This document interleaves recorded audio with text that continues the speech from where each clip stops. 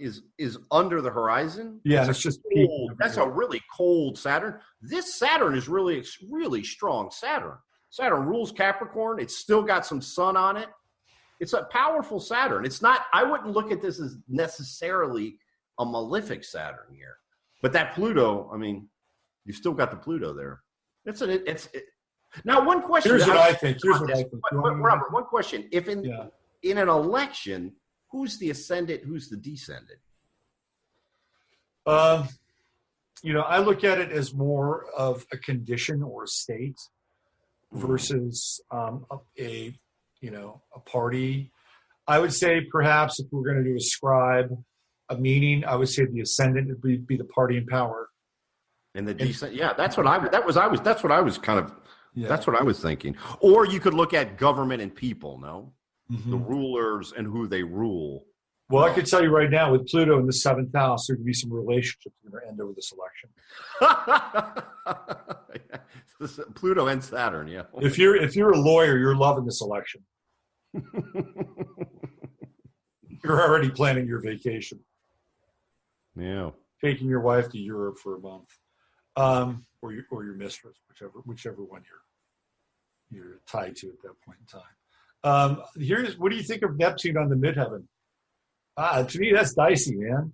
That's like to me, Neptune on the midheaven, it's like there is no resolution here, right? Oh, no resolution. God. It's like foggy.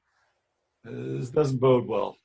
I've had Neptune on my natal chart there, very close there, and if this election is anything like my career path, it's going to be bad news. America, start drinking now. Yeah, I would just get some momentum on Neptune. I don't like Neptune on the midheaven. I think it's terrible. It's horrible. It's horrible. And it's I have it. It's somebody is going to be the victim here with Neptune on the midheaven. Somebody's going to cry victim. It's going to happen. Yeah. And what is it squaring? It's still squaring Mercury. Dude, I'm telling you right now, I know I'm not going out on too much of a limb here, but we're looking at heavy duty voter irregularity, and people are going to be crying bloody murder, maybe on both sides, maybe on one side. But look where Mercury is right here. It's in the 6th house, which is supposed to be Virgo's house, details, right? All that stuff. Yeah, Mercury and Sag there. Squared up against Neptune. There's no details there. That's like sloppy, man. Sloppy jalopy. Oh my God, yeah. Yeah. Mercury and Sag is it's not its home. No, it's dealing with concepts and ideas. It's like a bartender who gets in too deep. Yeah. One thing's talking about batting and pitching, but then you started getting the quantum. It's like think of a bartender talking quantum physics. That's Mercury and Sagittarius. I had this conversation 2 days ago at this place that I go and have my pineapple cider. And I'm sitting there talking to this guy, and he's a cool guy. He was in an '80s kind of metal progressive band, long hair. He showed me a video. It was like, that's pretty cool, man. And I said, I bet you had no problem, with the ladies. He says, you have no idea. He went through all that. But then we start talking about Trump, and we get into we go down the Obama rabbit hole, and man, we're shoveling together, right?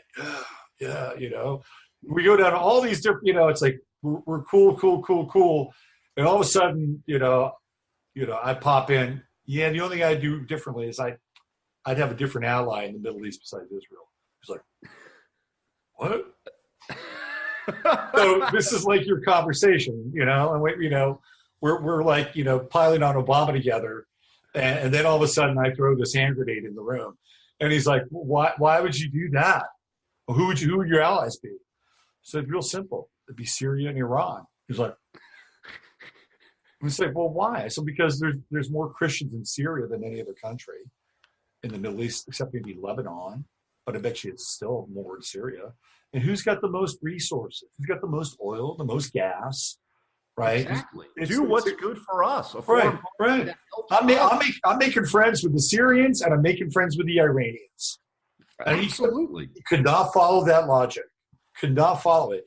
And then, I got into like foreign policy and I got into the consulate, the embassy. And then I blurted out that Jared Kushner was the Antichrist. And this guy got so serious. He said, "You just crossed the line." No, seriously, you just crossed. I mean, I swear to God, I thought he was going to hit me. From a heavy metal band? No, he was like, "You just crossed the line." And I'm like, whoa, man. Okay, I don't have an hour to like break this shit down. But let's just agree to disagree on this so we can go back and be bar friends. And be friends, Yeah. What do you think of Uranus in the 11th house, man? That's radical. That is radical. It's in its own house. But it's got opposition to the moon, but the moon has moved. The moon has moved, but on the 8 a.m. chart, we didn't really talk about that, but that opposition is perfect. It's nuts on, as I used to say in my surveying days, we used to call it. That's absolutely on that 8 a.m. chart. That's a scary opposition. And some people may say, "Oh, here's how I see it." I'll probably get a YouTube strike for this. I think it's just women going crazy with that moon Uranus opposition, right?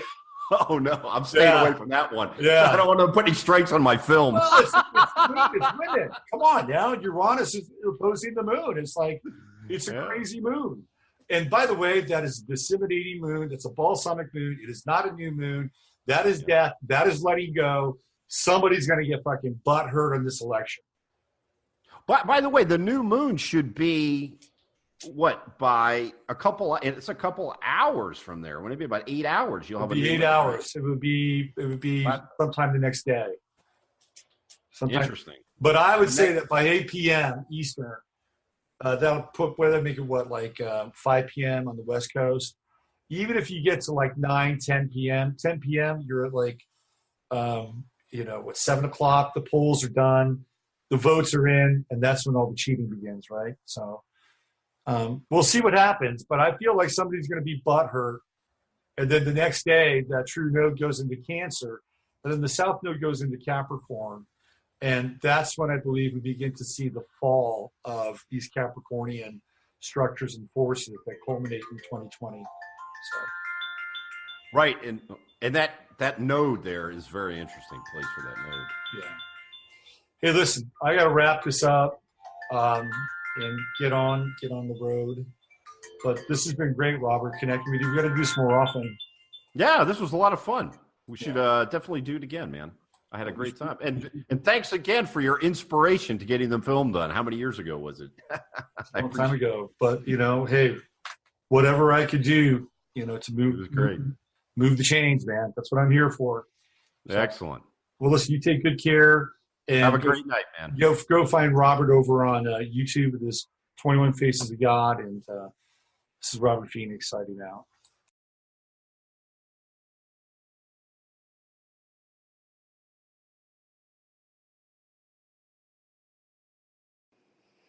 All right, that was Robert Bonomo, and we were shooting the shit for about an hour or so.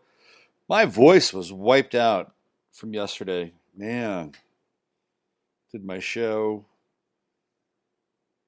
Emily and I did the Matrix Mash. I'm working on some new segments with Dave Limmaker from Vigor that are going to show up.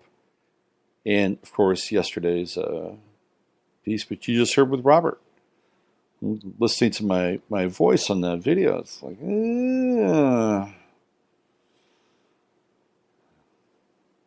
could have used a break. Just wanted to follow up on a few things here since we've been tracking stories over the course of the week. The Kavanaugh story, the latest of the Kavanaugh story,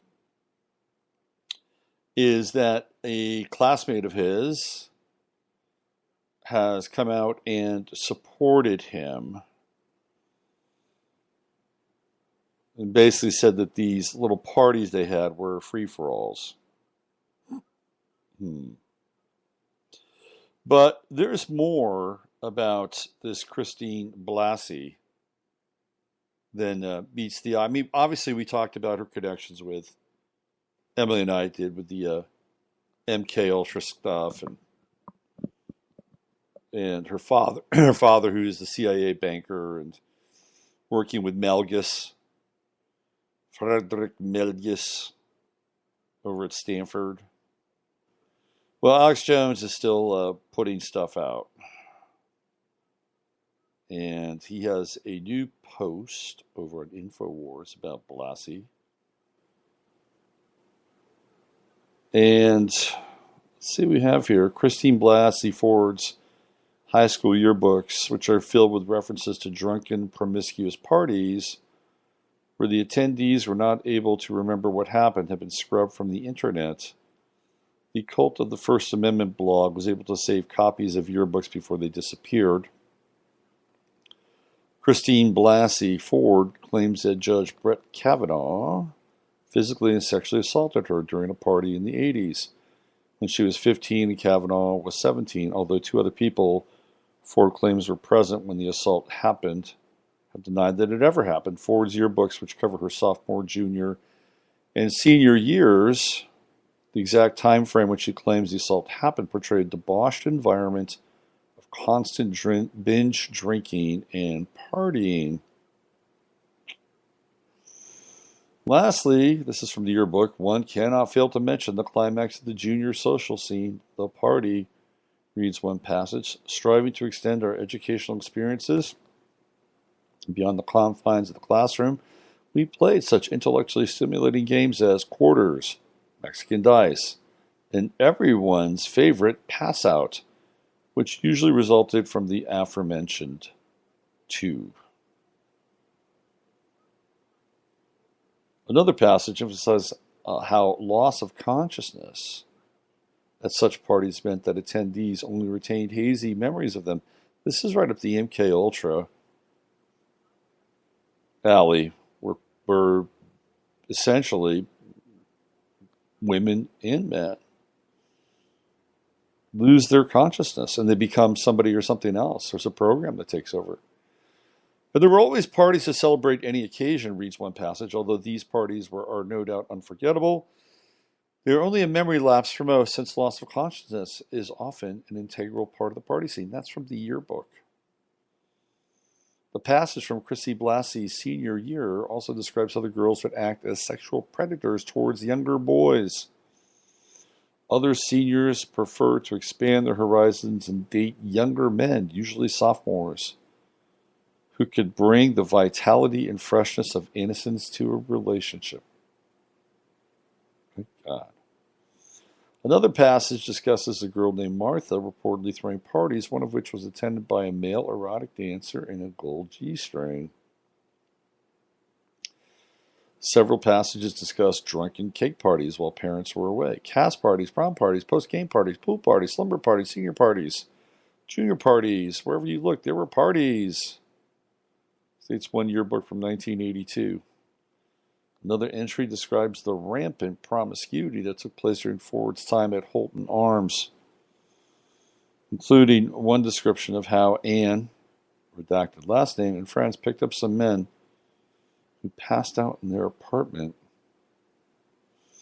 Another entry makes reference to the boys, beer, and the zoo atmosphere while chiding faculty and parents with the line, "Come on, you're really too young to drink."